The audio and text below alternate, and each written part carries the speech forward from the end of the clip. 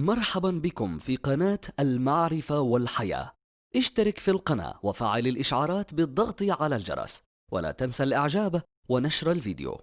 إليكم أكثر من 7 أعشاب وزيوت تعمل على علاج الشخير. يحدث الشخير عندما يدخل الهواء إلى داخل الفم ويمر عبر الحلق، وذلك عندما يتنفس الإنسان أثناء نومه، وبالتالي يسبب استرخاء أنسجة الحلق، مما يسبب صدور أصوات الشخير الجافة والمزعجة، بالإضافة إلى أنه قد يكون سببا في حرمان الإنسان من النوم المريح. قد يكون الشخير دلالة على إصابة الإنسان بمشكلة صحية خطيرة مثل السمنة أو انسداد المسالك الهوائية أو توقف التنفس أثناء النوم أو مشكلة في هيكلة الفم أو الأنف أو الحلق. ويمكن أن يحصل الشخير نتيجة للنوم على الظهر أو شرب الكحول قبل النوم. متابعي قناة المعرفة والحياة، لا تعد هذه المعلومات مرجعا طبيا ولا يعتد بها كمرجع طبي، ففي حالة القلق منها يجب عليكم استشارة الطبيب، وهذا لاستخدام أكثر أمان وخصوصا للسيدة الحامل. يمكن علاج الشخير باستخدام العديد من الأعشاب، ومن أهم هذه الأعشاب ما يلي: الزنجبيل. يعد الزنجبيل أحد النباتات التي لها دورا في إيقاف الشخير، وذلك لاحتوائه على خصائص تقوم بذلك، بالإضافة إلى أنه يعمل كمضاد للالتهاب والبكتيريا، كما أنه يزيد من إفراز اللعاب الذي يعد ضاريا لترطيب الحلق، مما يساعد على إيقاف الشخير. وإذا أضيف العسل إلى الزنجبيل سيسمح للهواء بالدخول إلى الحلق بسهولة أكبر، وذلك لأن هذا الخليط له قدرة على فتح التجويف الأنفي والحلق بجودة عالية. الميريمية.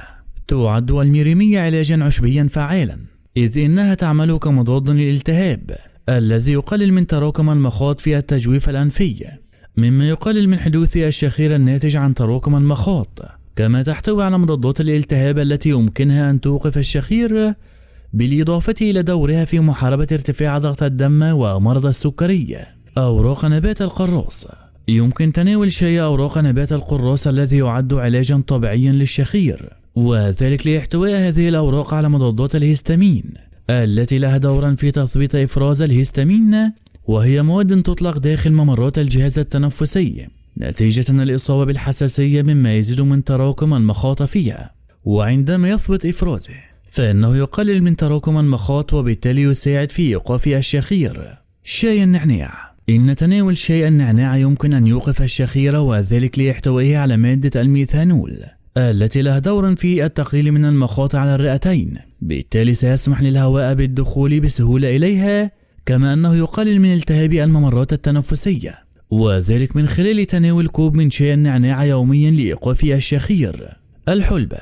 تعد الحلبة أحد النباتات التي يمكنها أن توقف الشخير الناتج عن إصابة الجهاز الهضمي بالعديد من المشكلات، خاصة عسري الهضم، والذي يسببه وجود حمض، بالتالي تقضي الحلبة على هذا الحمض، مما يقلل من الشخير أثناء النوم.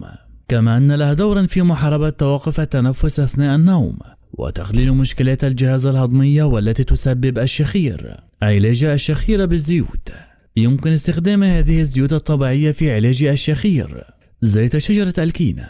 إن تطبيق زيت شجرة الكينة على الصدر قبل النوم يمكن أن يوقف الشخير ليلا. كما أن استخدام أوراق الكينة في جهاز التبخير لاستنشاق بخارها يمكن أن ينظف الجيوب الأنفية، وبالتالي يقلل من الشخير. زيت الزيتون. إن تناول زيت الزيتون يمكن أن يقلل من الشخير الناجم عن الأنسجة المتلاصقة مع بعضها في الجزء الخلفي من الحلق، إذ يحافظ زيت الزيتون على رطوبته، وذلك من خلال الحد من احتكاك الأنسجة مع بعضها، وبالتالي يوقف الشخير، مما يسمح للهواء بالدخول إلى الحلق بسهولة.